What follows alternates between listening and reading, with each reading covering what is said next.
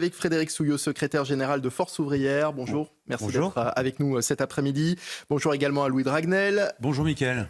Olivier Vial, directeur du Centre d'études et de recherche universitaire. Bonjour à vous. Bonjour. Merci d'être avec nous également cet après-midi. Nathan Dever, écrivain. Bonjour Nathan. Bonjour Mickaël. Et bonjour à Sabrina Medjeber, essayiste et sociologue. Bonjour à tous les cinq. Merci donc d'être avec nous sur ce plateau. On va revenir évidemment sur cette nomination. Après 51 jours d'attente et de suspense, Emmanuel Macron a finalement choisi de nommer Michel Barnier comme nouveau Premier ministre. La passation de pouvoir entre Gabriel Attal et Michel Barnier a eu lieu hier en début de soirée dans la cour de Matignon. Matignon où l'on retrouve Maxime Leguet et Pierre Emco. Maxime, le nouveau Premier ministre est déjà au travail. Michel Barnier enchaîne les rendez-vous depuis ce matin.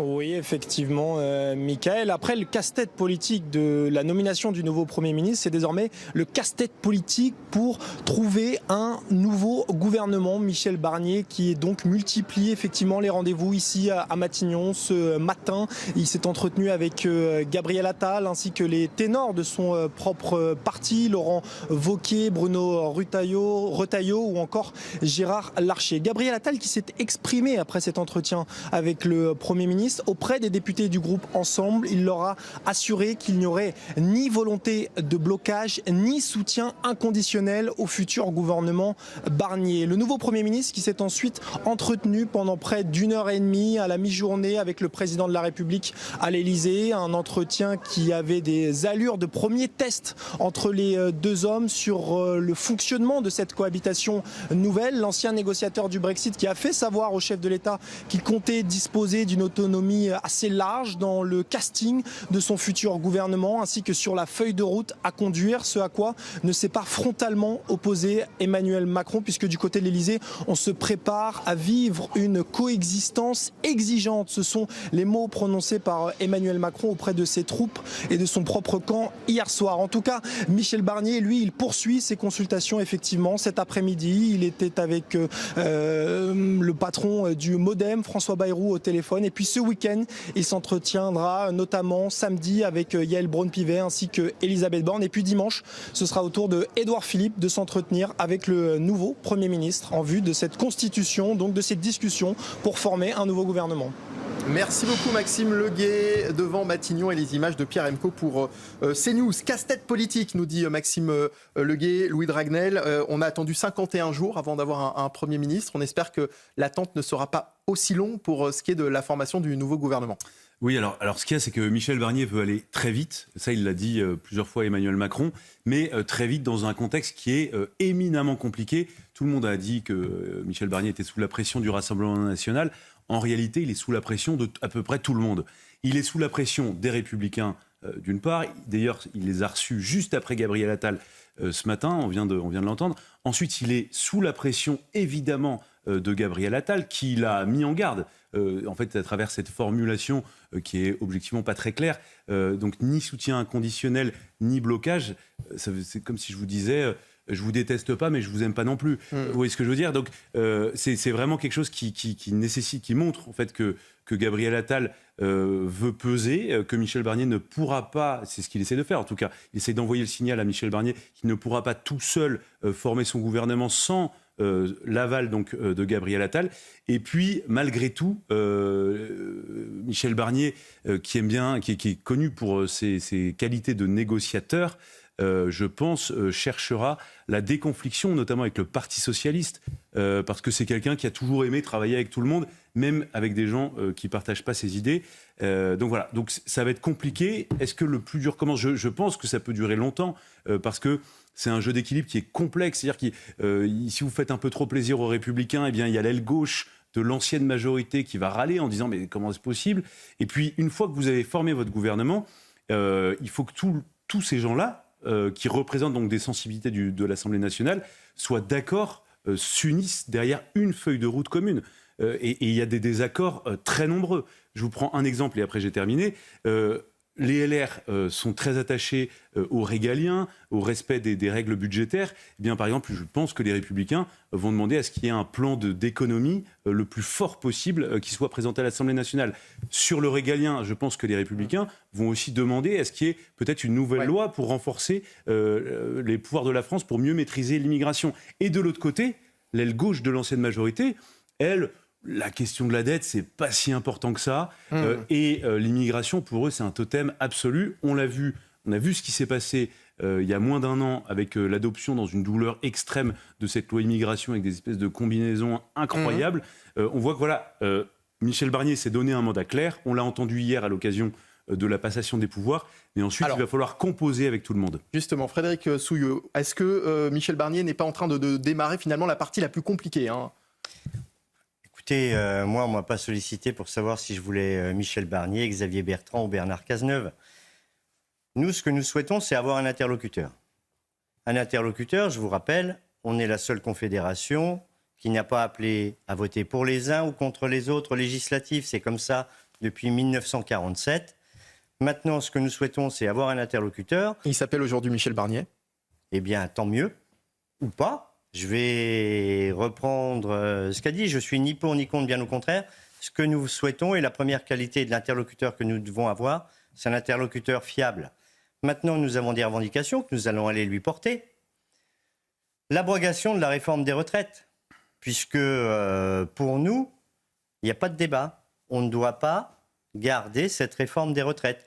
Alors, je ne sais pas s'il va arriver à trouver l'équilibre au sein du Parlement, mais ça, c'est son problème à lui, ce n'est pas le mien. Frédéric Souillot, est-ce que depuis hier soir, vous avez eu des échanges avec des membres de l'entourage du nouveau Premier ministre ? Non, aucun.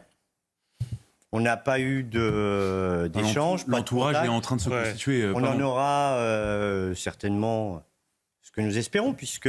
Vous avez un rendez-vous prévu dans une petite heure, je crois. Alors, on a un rendez-vous à Matignon, pas à Matignon, à l'Élysée. Rendez-vous qui était prévu depuis fin juillet avec la conseillère sociale de l'Élysée, où on va parler d'actualité et où on va revenir pour parler de nos revendications. Si Michel Barnier réfléchit à son gouvernement, il faut qu'il pense à mettre des ministres en plein exercice, notamment sur la fonction publique, puisque tout le monde parle des services publics et dit qu'on doit les renforcer et tout cela, au travail, et un ministre de plein exercice à la santé. Alors, on l'entendait parmi les entretiens du jour, Michel Barnier a notamment reçu ce matin les dirigeants des Républicains, satisfaits bien sûr de cette nomination. On va écouter, si vous le voulez bien, Bruno Retailleau, le président du groupe LR au Sénat, qui s'exprimait juste après cette rencontre. Écoutez. Hors de question de voir la France s'enfoncer, un pays qui est bloqué, une démocratie empêchée, et puis aussi des institutions qui étaient fragilisées. Donc ce choix de la responsabilité a consisté à faire en sorte qu'on évite évidemment le pire. Le pire pour nous, c'était un gouvernement d'extrême gauche, en tout cas dont l'extrême gauche était le pivot, avec un programme qui aurait appauvri la France, qui aurait déclassé la France. Mais ce qui est le plus important maintenant, au-delà du casting, c'est le projet. Olivier Vial, on a évité le pire, hein, c'est ce que dit Bruno Retailleau. Oui, alors ce qui est intéressant, c'est que dans la position des Républicains, d'ailleurs, Bruno Retailleau, quelques instants après, dit aussi qu'il souhaite que le soutien des LR au gouvernement de Michel Barnier le soit que si ce soit un Premier ministre qui soit réellement autonome et pas un Premier ministre collaborateur. Ça, c'est intéressant parce que ça revient sur ce que vous disiez tout à l'heure, sur la question d'équilibre. C'est le premier Premier ministre qui n'est pas à la tête d'une majorité et qui est là parce qu'il est pour l'instant le point d'équilibre de ce qui n'est pas la gauche qui voulait censurer tout le gouvernement. Donc la question, c'est comment on maintient cet équilibre. Et finalement, ce qui est en train de se passer, c'est que ce n'est pas qu'un équilibre ponctuel, c'est un équilibre en dynamique. Le fait que Gabriel Attal le mette sous pression en disant effectivement qu'il n'y a pas un soutien sans condition, mais que les LR aussi mettent des conditions, cet équilibre des rapports de force peut effectivement lui laisser un peu plus de liberté. Connaissant effectivement le fonctionnement de Michel Barnier depuis longtemps, s'il était sous la pression d'un seul camp, effectivement on pourrait dire qu'il est otage. Là, il va pouvoir jouer des différentes pressions qu'il subit pour tisser pour tracer son chemin. Et ça, c'est peut-être effectivement, bizarrement, plus il y aura de pression, plus il aura la liberté de pouvoir jouer de ces pressions-là pour avoir un projet qui soit autonome. Et c'est aussi, Sabrina Medjiber, le Premier ministre qui apparaît, qui est nommé Premier ministre de la Ve République, le plus fragile au moment de sa nomination. Oui, au bout de 51 jours, effectivement, il apparaît du coup comme le Premier ministre consécutivement à la, entre guillemets, collapsologie des institutions depuis les européennes. Donc là, il est dans une posture de balbutiement. Il va devoir former un gouvernement qui devra également jouer ce fameux jeu ou ce fameux rôle d'équilibriste entre toutes les institutions et tous les écueils idéologiques de toutes les formations politiques au regard non seulement des enjeux législatifs, à savoir la loi sur le budget, mais également la loi sur l'immigration, puisqu'il a une acception très forte sur le régalien, sur la volonté de défendre le régalien. Cela fait partie de son ADN politique et de l'historicité même de son parcours.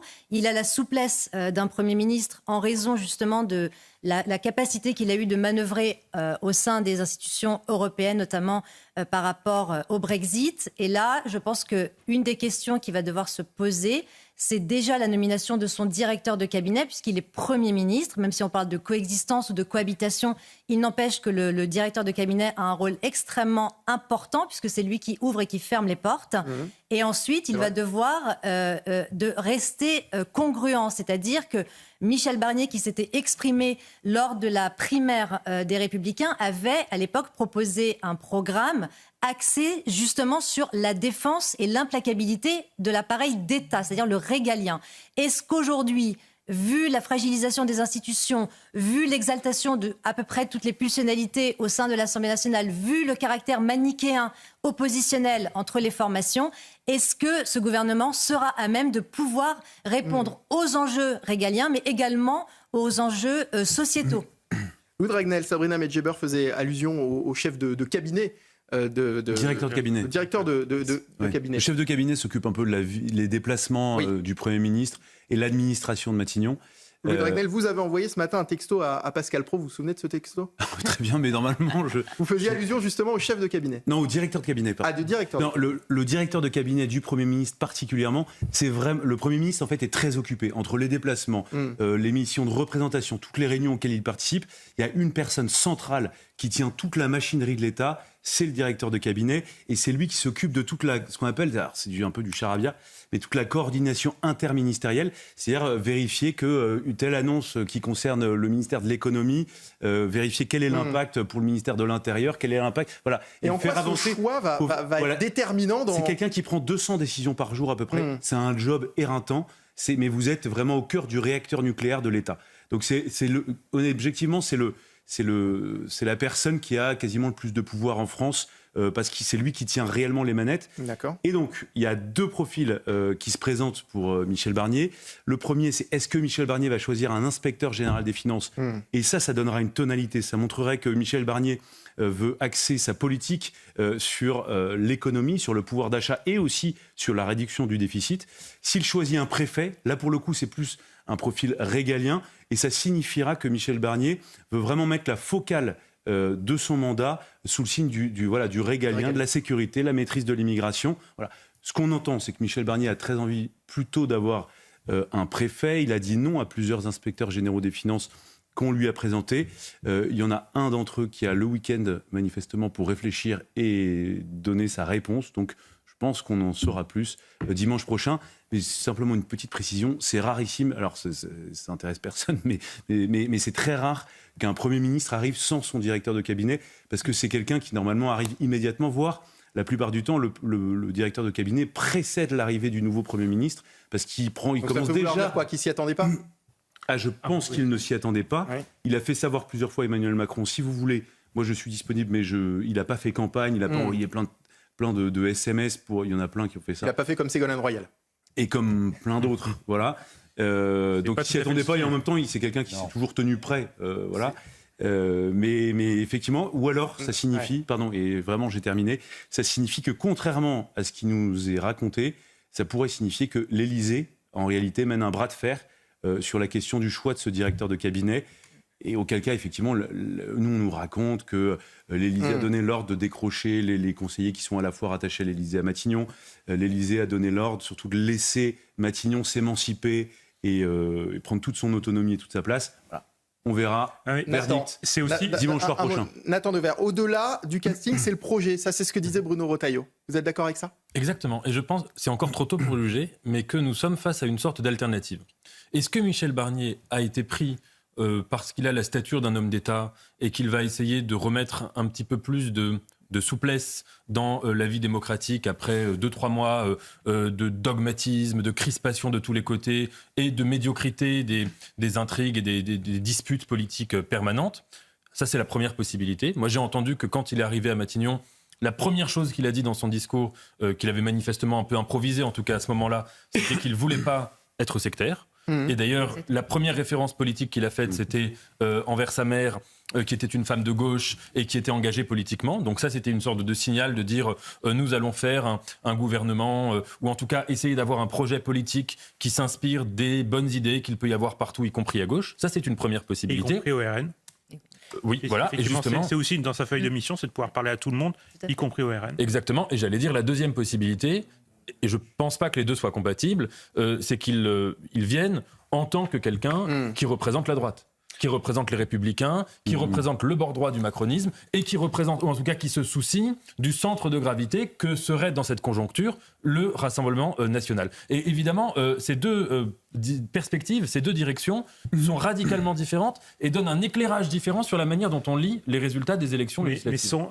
Mais les deux sont quand même... on ne peut pas opposer la première qui serait celle d'un homme d'État et la deuxième qui serait d'incarner la droite, qui serait du coup pas celle d'un homme d'État. Parce que je pense qu'au contraire, c'est peut-être la deuxième solution qui sera à long terme la meilleure pour le pays. C'est recréer un vrai clivage droite-gauche. Et donc effectivement, la possibilité, ce qui est en train plutôt de se faire aujourd'hui, même s'il y aura peut-être des ministres d'ouverture, entre guillemets, issus de la société civile, parce qu'on voit bien que de toute manière, la gauche a dit clairement qu'elle ne voulait pas y participer. Alors évidemment... Donc, les débauchages individuels n'amèneront rien. Donc en fait, la question, c'est plutôt de savoir si on est en capacité d'incarner une vraie politique claire. Et effectivement, c'est là où effectivement les rapports seront dynamiques, parce que ce qu'il faut bien avoir, c'est là aussi c'est une nouveauté. Son objectif, c'est pas d'avoir une majorité pour faire passer ses textes, c'est de ne pas avoir de motion de censure contre lui ou de majorité contre lui. Et ça, effectivement, c'est plus jouable parce que pour avoir une majorité contre lui, il faudra l'alliance du LFI et du RN. Et ça n'arrivera quand même pas tous les jours. Alors évidemment, cette situation, elle déplaît fortement aux membres du Nouveau Front Populaire qui dénoncent un hold-up de la droite. Je vous propose d'écouter Manuel Bompard, Alexis Corbière et Lucie Castet, interrogés sur RMC, LCI et RTL. On les écoute. Mais je crois que tout le monde a compris que c'est de la faute du président de la République qui a décidé tout simplement de s'asseoir sur le résultat des élections législatives. Un homme de droite, ça mène des politiques de droite. C'est quand même un peu piquant, presque baroque. Il y a une élection législative qui a eu lieu. Il y a un bloc cohérent qui s'est présenté devant les électeurs qui est arrivé en tête, c'est le Nouveau Front Populaire. Mais il fait un choix d'aller choisir quelqu'un qui est lié au groupe qui fait 6% et qui est quasiment un des plus petits groupes. Avouez que là, ça devient caricatural d'aller chercher ce qu'il y a de plus rejeté, si je puis dire, par les électeurs, ou le moins soutenu. Je suis très en colère, comme je pense des millions d'électeurs français qui, je crois, se sentent trahis par la décision du président de la République. On a attendu 59 jours pour que le président de la République désigne Michel Barnier Premier ministre. Tout ça pour ça. Frédéric Souillot, la gauche appelle à manifester demain. Est-ce que vous êtes également mobilisé ? Non. Non. Pour quelle raison ? Pour une raison très simple. On manifeste sur des revendications, sur des mots d'ordre syndicaux. La manifestation de demain, elle n'est pas là-dessus. Et elle est politique. Si j'appelais demain à aller manifester, ça voudrait dire que je reviendrais sur le fait que je n'appelle jamais à voter pour l'un ni contre l'autre. Donc ça veut dire que la manifestation de demain, pour vous, elle est politique ? La manifestation de demain, elle est politique. Elle n'est pas syndicale. Souvent, les partis politiques rejoignent les organisations syndicales quand nous manifestons, parce que malheureusement, pour le pays, j'ai plus d'adhérents à moi tout seul que la totalité des partis politiques représentés à l'Assemblée nationale. Le gros des forces, il est dans les confédérations syndicales. Moi, demain, des adhérents de Force ouvrière, en tant que citoyens, iront certainement manifester. Mais de la même manière, ils ont voté pour tel bord ou tel autre, et je ne suis pas directeur de conscience. Donc nous n'appellerons pas à aller manifester demain. Ça veut dire aussi d'une certaine façon que vous laissez sa chance à Michel Barnier ? Nous attendions un Premier ministre. C'est le choix du président de la République. peut-être qu'avec Michel Barnier, il n'aura pas un directeur de cabinet comme Premier ministre. Parce que depuis le quinquennat, c'est quand même ce que nous avons connu. Souvent, les présidents pensent qu'ils ont un directeur de cabinet qui se trouve à Matignon. Mais ce n'est pas ça, la République. Donc, j'en sais rien. C'est juste. Et je le rencontrerai comme j'aurais rencontré n'importe quel interlocuteur. Nous sommes premiers dans la fonction publique d'État. Et vous avez souvent sur votre antenne les camarades d'unité qui sont FO. Eh bien, aujourd'hui, on n'a plus d'interlocuteur.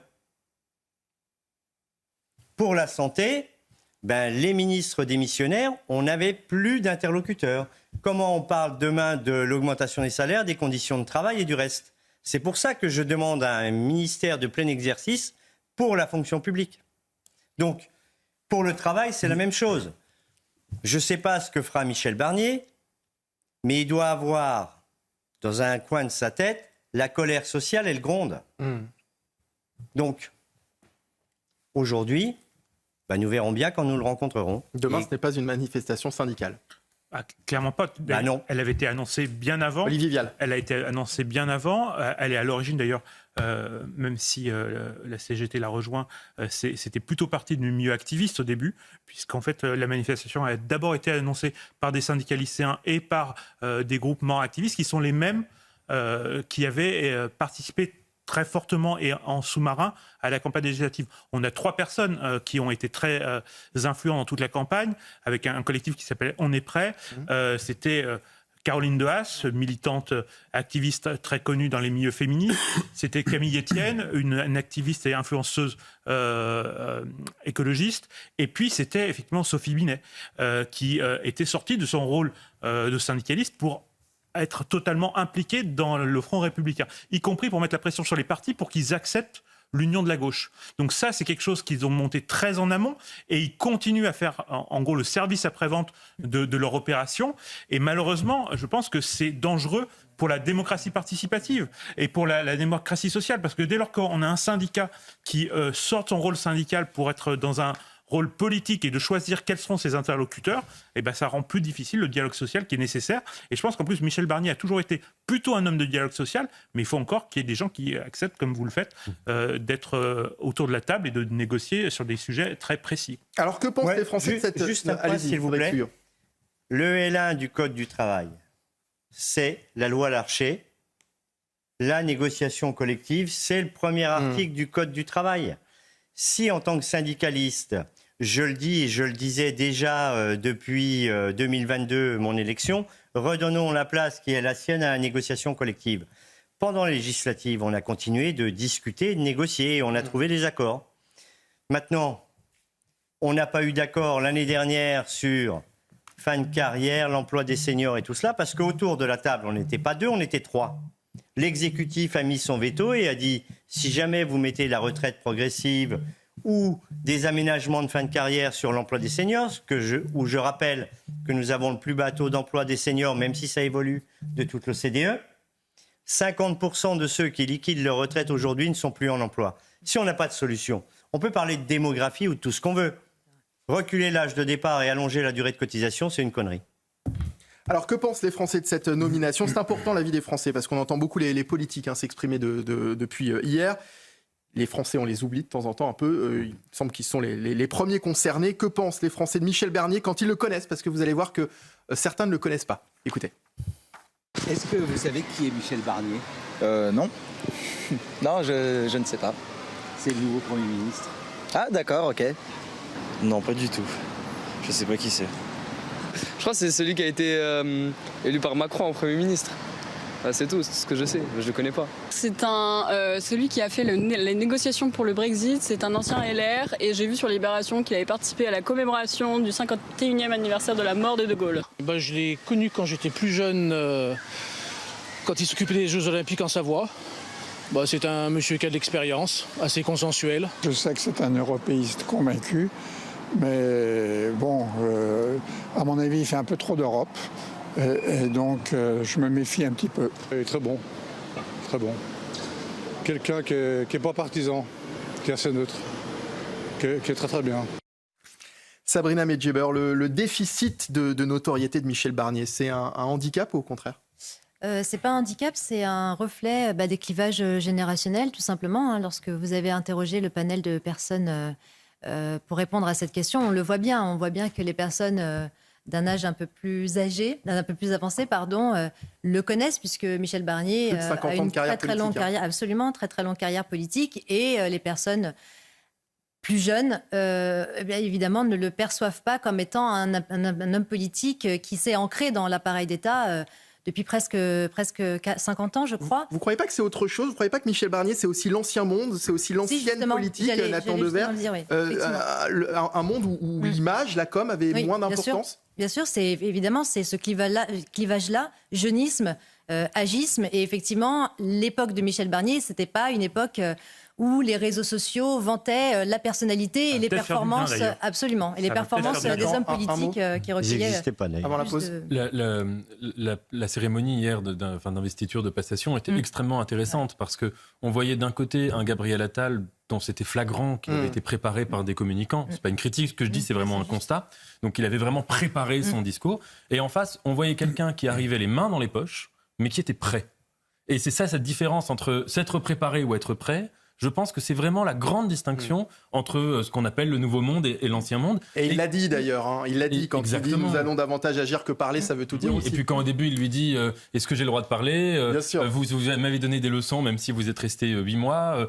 Être Benjamin, ça ne dure pas longtemps. Il me semble que là, c'est comme si on revenait en amont de ce qui s'était passé en 2017. De cette recomposition politique dont, je vous rappelle, le mantra était « on change les visages ». Pas « on change les idées », on change les visages. Comme si changer les visages avait une valeur. C'est la parenthèse de fond du macronisme. On va marquer la pause. Je vais remercier Frédéric Souillot d'avoir été avec nous, secrétaire général de Force ouvrière. Merci à vous. Abrogation de la réforme des retraites.